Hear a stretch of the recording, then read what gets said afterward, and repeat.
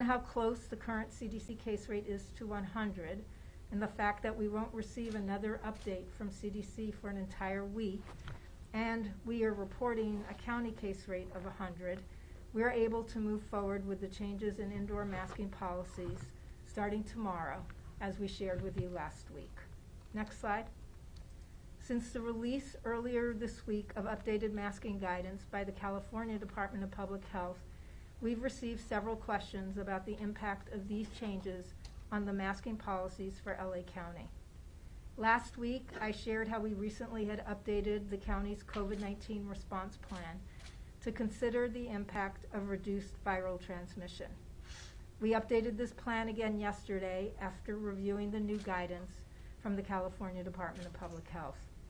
I want to start by sharing the indoor masking requirements that will be in place tomorrow as we remain in a low community level and our weekly case rate has now dropped below 100 new cases per 100,000 people. As we shared last week, indoor masking requirements will remain unchanged for healthcare facilities and long-term care facilities as required by the state. Indoor masking will also still be required for those that are within 10 days of a COVID diagnosis or exposure, since this is the time when people have the greatest risk of spreading the virus to others. Individual businesses, agencies, or locations may also set their own indoor masking policy, which people are required to follow. As of tomorrow, we're shifting from requiring indoor masking on public transit and at indoor transit hubs to strongly recommending that everyone using public transit, including ride shares, wear a well-fitting, high-filtration mask.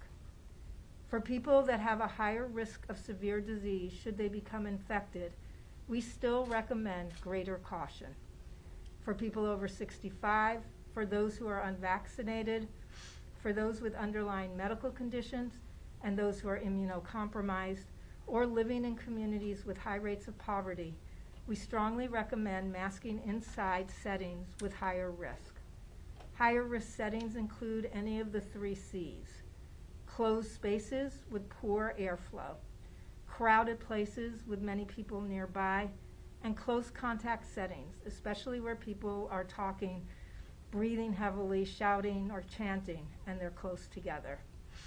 The county will align with the new state changes in the masking policies at correctional facilities and shelters, and no longer group these sites with healthcare and long-term care facilities.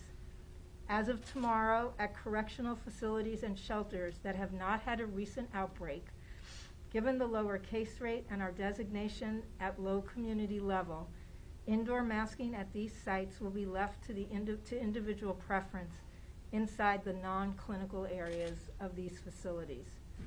For all other indoor businesses and settings, indoor masking will be left to the individual preference unless the location requires masking.